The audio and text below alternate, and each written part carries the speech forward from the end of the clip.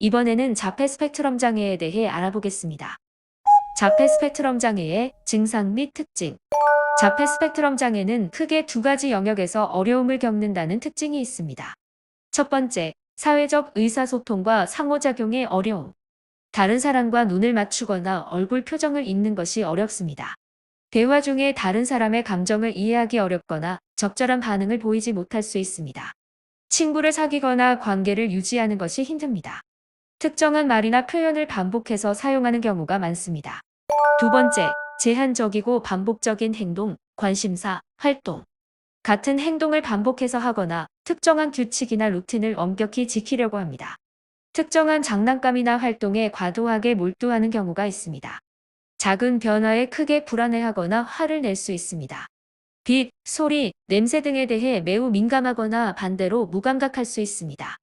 이 두 가지 영역에서 증상이 나타나고 이러한 증상들이 일상생활에 큰 영향을 미치면 자폐 스펙트럼 장애로 진단될 수 있습니다. 중요한 것은 다양한 정도로 나타날 수 있기 때문에 사람마다 증상의 심각도와 형태가 다를 수 있다는 점입니다. 조기에 진단하고 적절한 지원과 치료를 받는 것이 중요합니다. 자폐 스펙트럼 장애, 자폐증이란? 자폐증이라는 용어는 20세기 초반까지 거슬러 올라갑니다.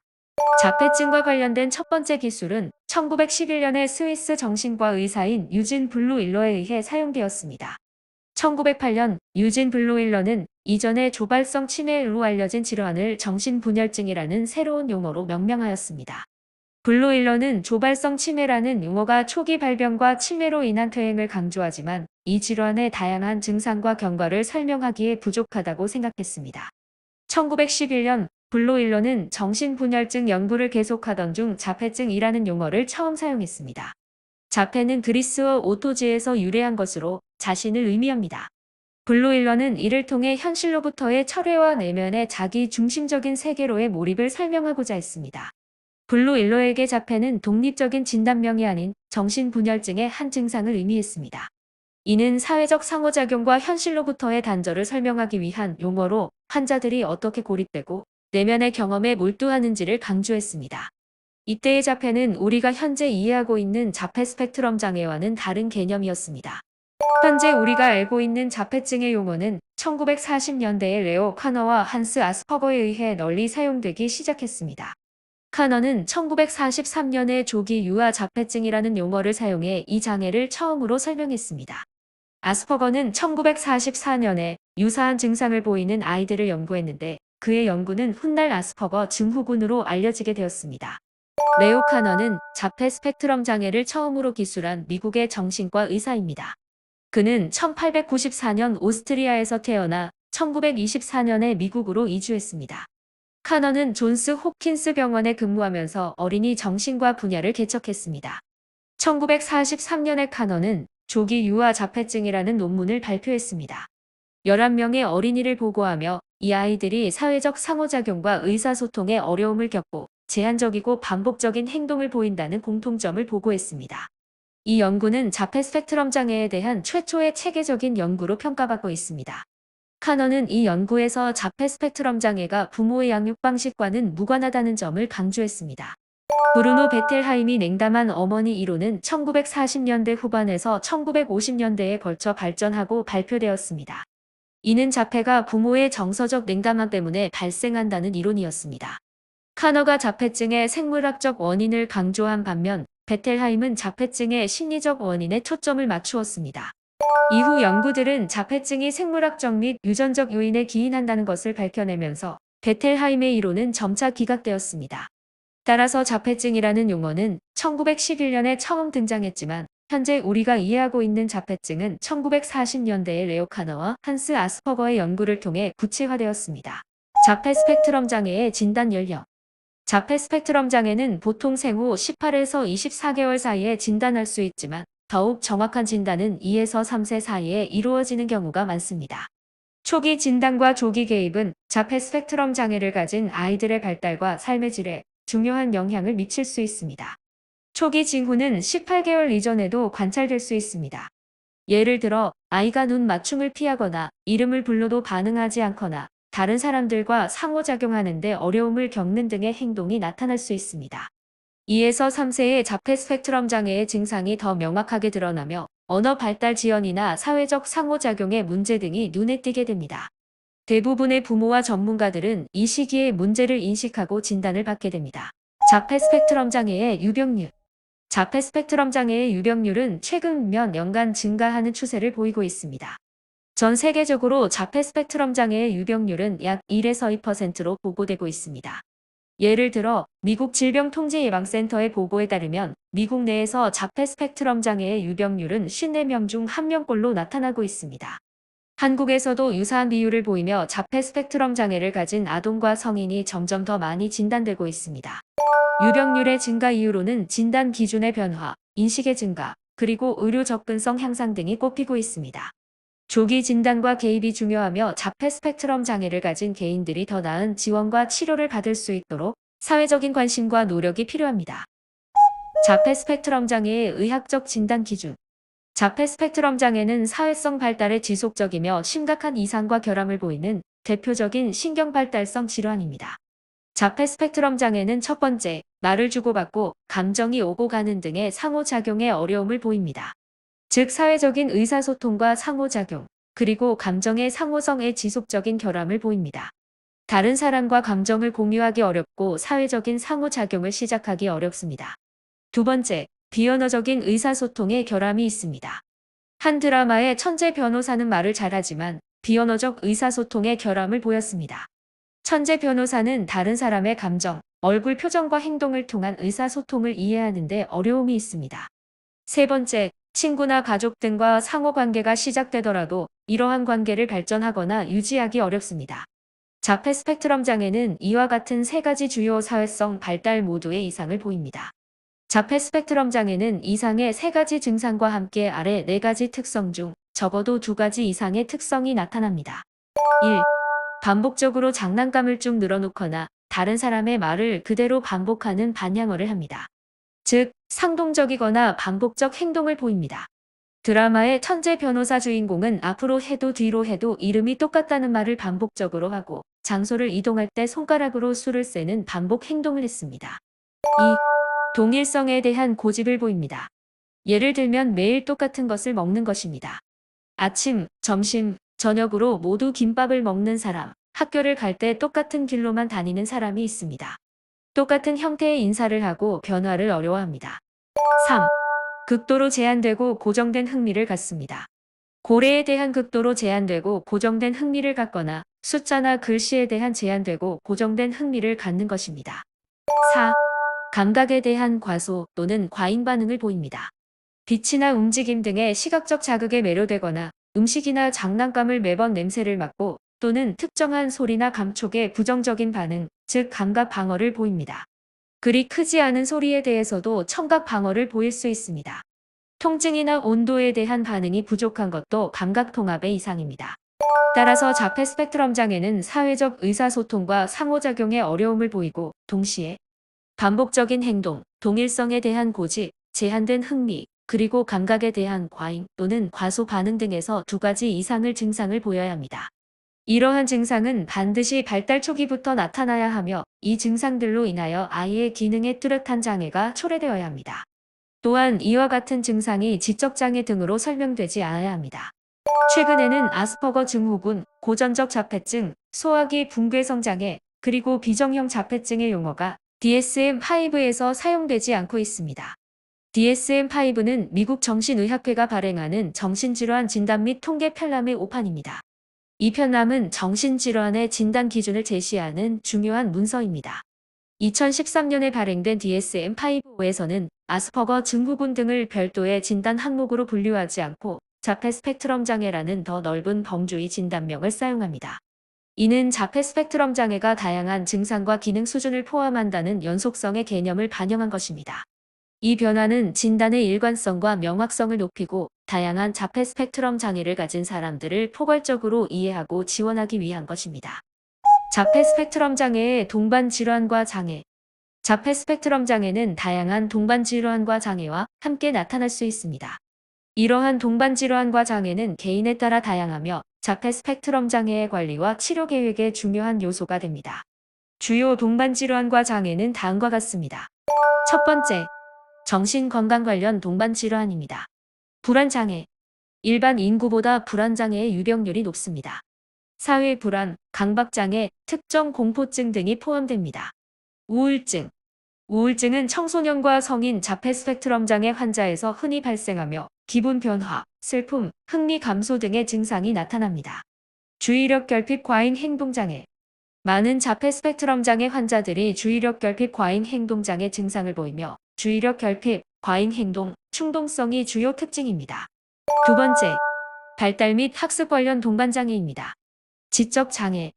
자폐 스펙트럼 장애 환자의 약 30에서 50%가 지적 장애를 동반하며 인지 기능의 발달이 지연될 수 있습니다. 과거에는 자폐 스펙트럼 장애 환자의 50에서 80%가 지적 장애를 동반한다고 여겨졌지만 최근의 연구와 진단 기준의 변화로 인해 이 비율이 감소했습니다. 미국 질병통제예방센터에 따르면 자폐 스펙트럼 장애를 가진 어린이들 중 약 31%가 지적 장애를 동반하고 있습니다. 정신질환 진단 및 통계 편람 제호판에서는 지적장애를 가진 자폐 스펙트럼 장애 환자들의 비율이 약 30에서 50%로 보고되고 있습니다. 언어 및 의사소통 장애. 많은 자폐 스펙트럼 장애 환자들이 언어 발달에 어려움을 겪으며 비언어적 의사소통에도 문제를 보일 수 있습니다. 학습 장애. 읽기, 쓰기, 수학 등 특정 학습 영역에서 어려움을 겪는 경우가 있습니다. 세 번째, 신체 건강 관련 동반 질환입니다. 뇌전증. 뇌전증은 자폐 스펙트럼 장애 환자들 사이에서 비교적 흔하며 특히 지적 장애가 동반된 경우 더 많이 나타납니다. 위장관 문제. 소화불량, 변비, 설사 등 위장관 문제가 흔히 발생합니다. 수면 장애. 수면 시작 어려움, 야간 각성 등 다양한 수면 문제가 동반될 수 있습니다. 감각 처리 관련 장애. 과민성 또는 저민성을 보이며 특정 감각 자극에 대해 과도하게 반응하거나 반대로 거의 반응하지 않는 경우가 있습니다. 네 번째, 기타 동반 질환입니다. 운동장애. 소운동 및 대근육 운동에 어려움을 겪을 수 있습니다. 예를 들어 조절 능력 부족이나 비정상적인 걸음걸이 등이 나타날 수 있습니다. 면역 및 알레르기 문제. 알레르기, 천식 등의 면역 관련 문제를 보이는 경우도 있습니다. 동반 질환과 장애를 효과적으로 관리하기 위해서는 다학제적 접근이 필요합니다. 전문가들이 협력하여 종합적인 치료 계획을 수립하고 관리하는 것이 중요합니다. 이를 통해 자폐 스펙트럼 장애 환자들의 전반적인 삶의 질을 향상시킬 수 있습니다. 무발화 또는 비언어적 자폐 스펙트럼 장애 아이들. 자폐 스펙트럼 장애를 가진 아이들 중에서 무발화 또는 비언어적인 경우는 25에서 30%입니다. 이는 자폐 스펙트럼 장애를 가진 전체 인구의 약 4분의 1에서 3분의 1이 전혀 말을 하지 않거나 최소한의 언어만 사용한다는 것을 의미합니다. 비언어적인 자폐 스펙트럼 장애 아이들은 다른 형태의 의사소통 방법을 사용할 수 있습니다. 예를 들어 제스처, 얼굴 표정, 그림, 보완대체 의사소통 기기 등을 통해 의사소통할 수 있습니다. 이들 아이들에게 적절한 지원과 치료를 제공하면 의사소통 능력을 크게 향상시킬 수 있습니다. 따라서 무발화 아동을 위해 조기 개입과 지속적인 지원이 중요하며 이는 아이들이 더 나은 삶의 질을 영위하고 사회적으로 더 잘 통합될 수 있도록 돕습니다. 글을 읽지 못하는 자폐 스펙트럼 장애 아이들. 자폐 스펙트럼 장애를 가진 아이들 중 일부는 성인이 되어도 글을 읽지 못하는 경우가 있습니다. 이 경우를 문맹이라고 합니다. 연구에 따르면 자폐 스펙트럼 장애를 가진 성인 중 약 30%가 읽기 능력에 심각한 어려움을 겪습니다. 이는 읽기와 쓰기를 포함한 전반적인 문해력 발달이 일반적인 성인에 비해 뒤처지는 것을 의미합니다. 이러한 문해력의 부족은 다양한 요인에 기인할 수 있으며 이는 조기 진단과 적절한 교육 및 지원이 중요한 이유입니다. 지속적인 교육과 맞춤형 지원 프로그램을 통해 문해력을 향상시키는 것이 중요합니다. 진단 과정. 발달 과정을 관찰합니다. 부모나 보호자는 아이의 발달 과정을 주의 깊게 관찰합니다. 아이가 눈 맞춤을 피하거나 이름을 불러도 반응하지 않거나 언어 발달 지연과 사회적 상호작용의 문제 등이 조기 징후입니다. 의사는 아기의 진료와 부모 인터뷰를 통해 자폐 스펙트럼 장애의 가능성이 높다고 판단되면 이때 심리학자, 의사, 언어치료사 등 다양한 전문가들로 구성된 팀과 함께 종합적으로 평가합니다. 평가에는 부모 인터뷰, 행동 관찰, 표준화된 평가 도구 등이 포함됩니다.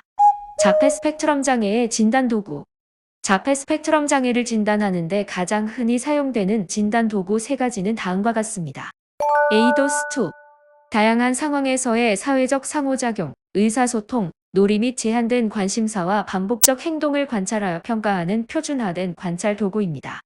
연령과 언어 능력에 따라 다양한 모듈이 있어 유아부터 성인까지 평가할 수 있습니다. 다양한 연령대와 발달 수준에 맞춘 5가지 모듈을 포함하여 검사 대상자의 자연스러운 행동을 유도하여 평가합니다. ADI-R. 부모나 주요 보호자를 대상으로 하는 구조화된 인터뷰로 자폐 스펙트럼 장애의 주요 영역인 사회적 상호작용, 의사소통, 그리고 제한된 반복적 행동과 관심사를 평가합니다. 과거와 현재의 행동을 모두 평가하며 특히 자폐 증상이 일찍부터 나타났는지를 확인하는 데 유용합니다. 일반적으로 에이도스2와 함께 사용되어 진단의 신뢰성을 높입니다. 카스2. 카스2는 자폐 스펙트럼 장애의 중증도를 평가하는 도구로 관찰과 부모의 보고를 바탕으로 15개의 항목을 평가합니다. 자폐적 행동의 존재 여부와 그 심각성을 측정합니다. 간단하면서도 효과적인 평가 도구로 다양한 환경에서 사용될 수 있으며 자폐 스펙트럼 장애의 전반적인 중증도를 평가하는 데 도움을 줍니다. 이 3가지 도구는 자폐 스펙트럼 장애의 진단 과정에서 널리 사용되며 각각의 도구는 자폐 증상의 다양한 측면을 평가하여 종합적인 진단을 가능하게 합니다. 종종 이 도구들은 함께 사용되어 보다 정확하고 신뢰할 수 있는 진단을 제공합니다. 조기 진단의 중요성. 조기 진단과 개입은 자폐 스펙트럼 장애를 가진 아이들의 발달을 촉진하고 사회적, 언어적, 인지적 기술을 향상시키는 데 중요한 역할을 합니다. 조기에 진단받은 아이들은 맞춤형 교육 및 치료 프로그램을 통해 더 나은 결과를 얻을 가능성이 높습니다. 따라서 부모나 보호자는 아이의 발달에 대해 지속적으로 관찰하고 의심스러운 징후가 발견되면 가능한 빨리 전문가와 상담하는 것이 중요합니다. 자폐 스펙트럼 장애의 뇌의 이상. 자폐 스펙트럼 장애는 사회성 발달에 지속적이며 심각한 이상과 결함을 보이는 대표적인 신경발달성 질환입니다. 자폐 스펙트럼 장애는 뇌의 여러 부위와 연결 네트워크의 기능 이상과 관련이 있습니다. 특정 뇌 부위가 자폐 스펙트럼 장애와 관련된다고 할 수 있지만 뇌의 여러 부위가 복합적으로 관여합니다. 주요 관련 뇌 부위는 다음과 같습니다. 1. 전두엽. 전두엽은 계획, 의사결정, 사회적 상호작용, 충동 조절 등을 담당합니다. 전두엽의 기능 이상은 사회적 상호작용과 의사소통 문제를 유발할 수 있습니다. 2. 측두엽. 특히 편도체와 해마를 포함한 측두엽은 감정 처리와 기억 형성에 중요한 역할을 합니다. 이 부위의 이상은 감정인식 및 사회적 신호 해석의 어려움과 관련이 있습니다. 3. 손해. 손해는 주로 운동 조정과 균형을 담당하지만 최근 연구에서는 인지 및 감정 처리에도 역할을 한다고 밝혀졌습니다. 손해의 이상은 운동 조정과 더불어 인지 기능에 영향을 미칠 수 있습니다. 4. 후두엽. 후두엽은 시각 처리와 관련이 있습니다. 자폐 스펙트럼 장애를 가진 사람들은 시각 정보를 처리하는 방식에서 차이를 보일 수 있습니다. 5. 두정엽. 두정엽은 감각 정보를 통합하고 공간 인식을 담당합니다. 이 부위의 기능 이상은 감각 처리와 관련된 문제를 일으킬 수 있습니다. 6. 뇌의 연결 네트워크. 자폐 스펙트럼 장애는 단일 뇌 부위보다는 뇌의 다양한 부위 간 연결 네트워크의 기능 이상과 관련이 깊습니다. 뇌의 연결성과 통신의 문제는 정보 처리 방식에 영향을 미치며 이는 사회적 상호작용, 의사소통, 행동 패턴 등에 영향을 줄 수 있습니다. 자폐 스펙트럼 장애는 뇌의 특정 부위의 기능 이상뿐만 아니라 뇌 전체의 연결성과 통합적 기능의 문제로 이해하는 것이 더 정확할 수 있습니다. 연구는 여전히 진행 중이며 다양한 뇌 부위와 그 상호작용에 대한 이해가 지속적으로 확장되고 있습니다. IGF-1과 자폐 스펙트럼 장애의 관계. IGF-1은 뇌 발달에 중요한 역할을 하는 성장 인자입니다. IGF-1의 수치는 신경세포 성장, 분화 및 생존에 기여하며 특히 태아와 신생아의 뇌 발달에 중요한 역할을 합니다. IGF-1 수치와 자폐 스펙트럼 장애의 관계는 다음과 같은 방식으로 설명될 수 있습니다. IGF-1은 신경세포의 생존과 성장에 중요한 역할을 합니다. IGF-1 수치가 낮으면 신경 연결이 제대로 형성되지 않거나 손상될 수 있습니다. 여러 연구에서 IGF-1 수치와 자폐증 간의 연관성을 조사했습니다. 예를 들어 일부 연구에서는 자폐아가 일반적으로 낮은 IGF-1 수치를 보인다는 결과가 있습니다. 이는 IGF-1의 부족이 자폐증의 발병과 관련이 있을 수 있음을 시사합니다. IGF-1 또는 그 유도체를 사용한 치료가 자폐증의 일부 증상을 완화할 수 있는 가능성이 연구되고 있습니다. 예를 들어 IGF-1 유도체는 뇌의 시냅스 결함을 줄이고 신경 독성을 완화할 수 있다는 연구 결과가 있습니다. IGF-1 수치는 영양 상태와 밀접하게 관련되어 있습니다. 영양이 부족하거나 특정 환경 요인에 노출되면 IGF-1 수치가 낮아질 수 있으며 이는 뇌 발달에 부정적인 영향을 미칠 수 있습니다. 모유 수유가 IGF-1 수치를 높이고 자폐증 발병 위험을 줄이는 데 도움이 될 수 있다는 연구 결과도 있습니다. 즉, IGF-1은 뇌 발달에 중요한 역할을 하며 IGF-1 수치의 저하는 자폐 스펙트럼 장애의 발병과 관련이 있을 수 있습니다. IGF-1 또는 그 유도체를 이용한 치료는 자폐증의 증상을 완화할 가능성이 있으며 영양 상태와 같은 환경 요인도 IGF-1 수치에 영향을 미칠 수 있습니다. 더 많은 연구가 필요하지만 현재까지의 연구 결과는 IGF-1이 자폐증과 밀접한 관련이 있음을 시사합니다. 자폐 스펙트럼 장애의 원인. 자폐 스펙트럼 장애의 원인은 복잡하며 현재까지 밝혀진 바에 따르면 여러 유전적, 환경적 요인들이 상호작용한 결과로 나타납니다. 주요 원인으로는 다음과 같은 요소들이 있습니다. 첫 번째, 유전적 요인입니다. 유전적 변이. 연구에 따르면 자폐 스펙트럼 장애는 가족력과 밀접한 관련이 있습니다. 자폐증 환자의 형제나 자녀가 자폐증을 가질 확률이 일반 인구보다 높습니다. 여러 유전적 변이가 자폐증과 관련이 있는 것으로 밝혀졌습니다. 특정 유전자 변이 또는 염색체 이상이 자폐증 발병에 영향을 미칠 수 있습니다. 또한 자폐증은 단일 유전자 이상보다는 여러 유전자가 복합적으로 작용한 결과로 나타나는 경우가 많습니다. 이는 특정 유전자 변이의 조합이 자폐증 발병 위험을 증가시킬 수 있음을 의미합니다. 두 번째, 환경적 요인입니다. 출생 전후의 환경적 요인. 임신 중 산모의 건강 상태, 영양 상태, 스트레스, 감염 등이 자폐증 발병 위험을 증가시킬 수 있습니다. 임신 중 특정 약물의 복용이나 독성 물질 노출도 자폐증 발병에 영향을 미칠 수 있습니다. 출산 및 출생 후 요인. 조산, 저체중 출생, 출산 중 합병증 등도 자폐증 발병과 관련이 있을 수 있습니다. 출생 후 초기 발달 단계에서의 영양 상태, 모유 수유, 부모와의 상호작용 등이 중요한 역할을 할 수 있습니다. 3. 신경 발달 요인입니다. 뇌 구조 및 기능의 이상. 자폐증 환자의 뇌는 구조적으로나 기능적으로 일반인과 다를 수 있습니다. 특정 뇌 영역의 크기나 연결성의 차이가 발견될 수 있습니다. 이러한 신경학적 차이는 출생 전후의 유전적, 환경적 요인들이 상호작용하여 나타나는 결과일 수 있습니다. 4. 면역 체계의 역할입니다. 일부 연구에서는 자폐증 환자가 면역 체계의 이상을 보일 수 있으며 이는 뇌 발달에 영향을 미칠 수 있음을 시사합니다. 자폐증과 관련된 염증 반응이나 자가 면역 질환의 연관성도 연구되고 있습니다. 5. 기타 요인으로 호르몬 및 대사 이상입니다. 호르몬 불균형이나 대사 이상도 자폐증 발병에 기여할 수 있습니다. 예를 들어 성장 인자인 IGF-1의 저하가 자폐증과 관련이 있을 수 있습니다.